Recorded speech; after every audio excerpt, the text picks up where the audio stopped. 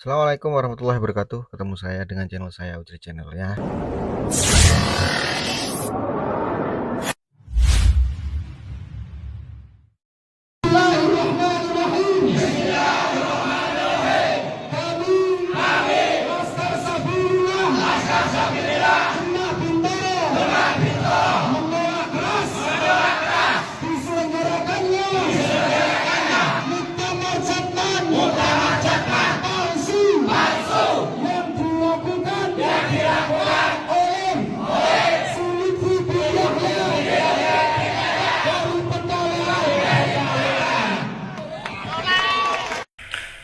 Sebelum mengakhiri penjelasan ini, penting juga untuk diungkapkan di sini bahwa PBNU telah menemukan satu dokumen akta notaris tentang pendirian suatu perkumpulan yang diberi nama Perkumpulan Ahli Thariqah Al-Mu'tabarah An-Nahdiyah.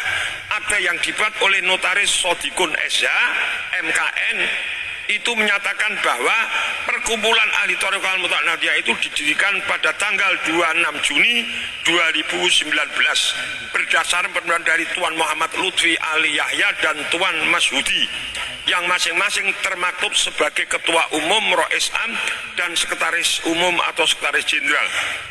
Akta notaris tersebut telah didaftarkan kepada dan mendapatkan pengesahan dari Menteri Hukum dan HAM dengan surat keputusan AHU 0007 241 0107 tahun 2019 tertanggal 17 Juli. Di dalam akta notaris tersebut juga memuat anggaran dasar yang sama sekali tidak menyebut Nahdlatul Ulama. Adanya dokumen resmi berupa akta notaris dan surat keputusan Menkumham tentang pendirian Perkumpulan Ahli Thariqah Al-Mu'tabarah An-Nahdiyah memiliki implikasi hukum yang sangat prinsipil. Pertama, bahwa Tuan Muhammad Lutfi Ali Yahya dan Tuan Masyhudi yang tercantum di dalam dokumen tersebut telah dengan sengaja mengubah Jamiah Ahli Thariqah Al-Mu'tabarah An-Nahdiyah Jatman yang semula merupakan badan otonom menjadi Perkumpulan Ahli Thariqah Al-Mu'tabarah An-Nahdiyah sebagai badan hukum perkumpulan tersendiri yang sama sekali tidak terkait dengan Nahdlatul Ulama. Kedua, oleh karena itu Tuan Muhammad Lutfi Ali Yahya dan Tuan Masyhudi dengan sendirinya tidak memiliki kedudukan hukum untuk bertindak dalam bentuk apapun atas nama Jamiah Ahli Thariqah Al-Mu'tabarah An-Nahdiyah atau disebut Jatman yang merupakan badan otonom Nahdlatul Ulama. Ini harus menjadi harus digarisbawahi oleh kita semua bahwa besok kalau ada acara yang diselenggarakan atas nama Jatman oleh mereka itu tidak punya legal standing, tidak punya kekuatan hukum, dan itu justru melanggar hukum yang sah Kongres hari ini. Bapak Ibu, para alim, para kiai, demikian penjelasan ini disampaikan sebagai bagian dari transparansi dan pertanggungjawaban atas keputusan yang telah diambil oleh pengurus besar Nahdlatul Ulama. Semoga Allah memberikan pertolongan kepada kita semua, amin. Dan kongres ini nanti bisa berjalan dengan baik, lancar, dan berkah untuk kita semua dan untuk NU dan Indonesia. Pada tanggal 2 September 2024, Ketua Umum PBNU Kiai Yahya Khalil Stakuf dengan didampingi oleh Wakil Ketua Umum PBNU Haji Amin Said Husni menerima kunjungan silaturahim serombongan Mursyid Thariqah dan beberapa pengurus Idarah Wusat Jatman yang dipimpin oleh Al-Mukarram Kiai Haji Ahmad Halwani Nawawi, salah seorang majelis Iftah wal Irsyad Idarah Aliyah Jatman. Pada intinya para mursyid tersebut menyampaikan keprihatinan atas kondisi Idarah Aliyah Jatman yang sudah kadaluwarsa dan tidak kunjung menyelenggarakan muktamar.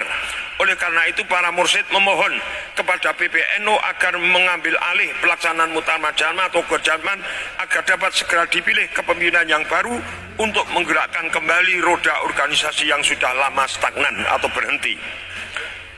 Menanggapi permohonan tersebut, Ketua Umum PBNU menyarankan agar diselenggarakan suatu forum yang dihadiri oleh seluruh pimpinan Idaroh Wusto dan perwakilan dari Idaroh Aliyat Jatman masa khidmah 2018-2023 untuk bermusyawarah dan mencari jalan keluar, mencari solusi terbaik yang bisa disepakati bersama.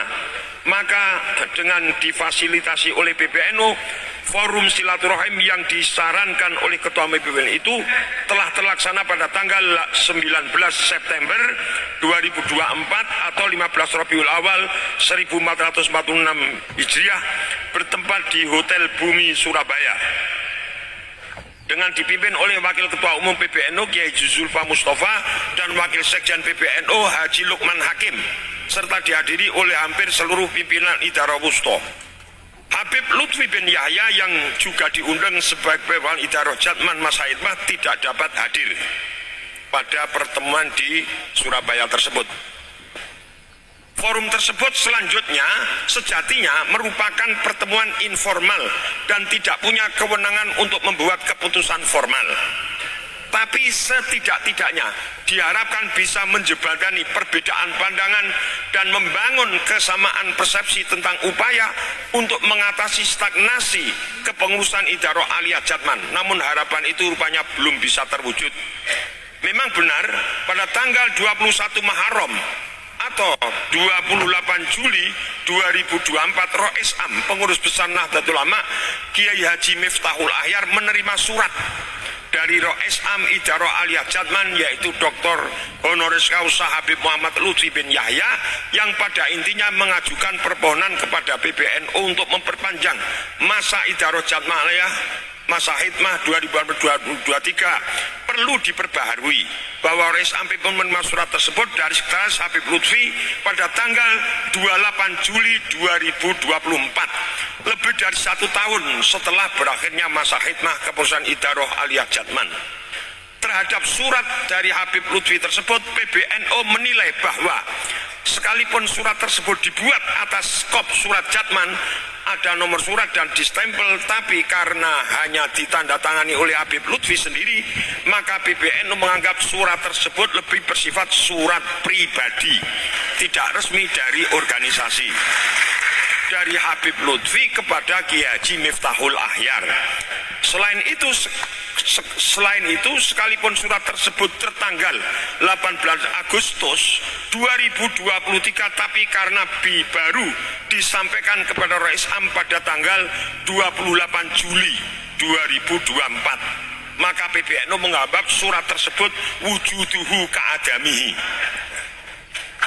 Ada tapi dianggap tidak ada, karena ini tidak ada tanda tangan yang lengkap. Oleh karena itu, berdasarkan ketentuan yang diatur pasal 20 Anggaran Rumah Tangga Nahdlatul Ulama, bahwa PBNU dapat mengambil tindakan organisatoris terhadap badan otonom tingkat pusat. Rapat harian Suriah dan Tanfidiyah yang dilaksanakan pada tanggal 6 Oktober 2024 mengambil keputusan untuk membekukan kepengurusan Idaroh Aliyat Jatman masa khidmah 2018-2023 yang kemudian ditetapkan dengan surat keputusan PBNU nomor 2008/PBNU.01/A angka Romawi 2.01.33-10/10/2024 tertanggal 25 Oktober 2024.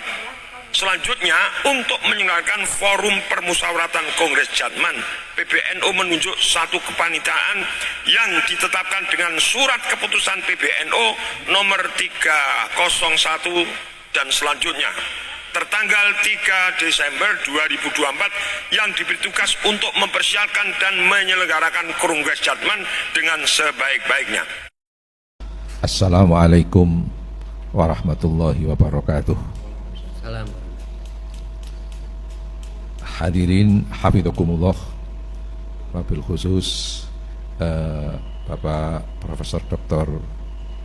Ali Maskur Musa sebagai Mudir Ali Jatman hasil kongres di Danudan kemarin. Saya sebagai orang yang dituakan di hasil kongres kemarin Saya hanya ingin menyampaikan, saya ingat kurang lebih 3 atau 4 bulan yang lalu ada seorang profesor dari Belanda di Universitas Gadjah Mada, kalau nggak salah namanya Profesor Martin. Beliau mengatakan dulu Belanda itu yang paling ditakuti adalah dari santri Torekoh. Jadi yang paling ditakuti adalah, kalau di Banten murid-muridnya Syekh Abdul Karim Banten. Kalau di Jawa Tengah ada tokoh yang masyhur yang nama aslinya Ontowiryo, nama masyhurnya adalah Diponegoro. Walaupun cuma 5 tahun menyusun kekuatan berperang musuh Belanda, bikin pusing pemerintah Hindia Belanda. Uang kas pemerintah Hindia Belanda habis. Belanda punya hutang luar negeri gara-gara menghadapi Diponegoro. Itu sejarah. Ternyata Diponegoro pun tarikatnya Satoriyah. Gurunya adalah Kiai Haji Taftazani Kartosuro. Putranya Kiai Haji Nuriman Melangi Nogotirto Gamping Yogyakarta, yang gelar keratonnya namanya BPH Sandio. Itu Diponegoro itu tarekat. Tarekat ikut menghantarkan kemerdekaan. Ketika Bung Karno membacakan teks proklamasi di Pegangsaan Timur Jakarta, tampillah putra tarekat dari kampung Batu Hampar, Payakumbuh, Sumatera Barat. Sang ayah bernama Ustadz Haji Jamil, itu guru tarekat Naksabandiyah Kholidiyah. Punya putra bernama Muhammad Hatta yang akhirnya terpilih sebagai wapres pertama, itu putra tarekat. Lebih-lebih kalau warga NU, kita lihat sejarahnya Mbah Hashim Asy'ari itu ketika mondok di Mekah menjadi katibnya Syekh Mahfud Termas, beliau juga talqin bi'at tarekat Qadiriyah kepada Ki Haji Mahfud bin Abdullah bin Abdul Manan di Ponorogo, Termas, Pacitan, Jawa Timur. Maka saya mengajak pada warga NU dan semuanya kalau bisa ikuti Mbah Hashim masuk tarekat. Cucunya Mbah Hashim, Gus Dur juga tarekat. Tahun 83 menjelang terpilihnya sebagai ketua umum PBNU, Gus Dur itu talqin bi'at tarekat Qadiriyah Naksabandiyah kepada Kiai Haji Son Haji Jimbun Ngiwang Retno Seruweng, Kebumen, Jawa Tengah. Gus Dur juga tarekat. Maka tarekat ini adalah bentuk tazkiyah, membersihkan diri.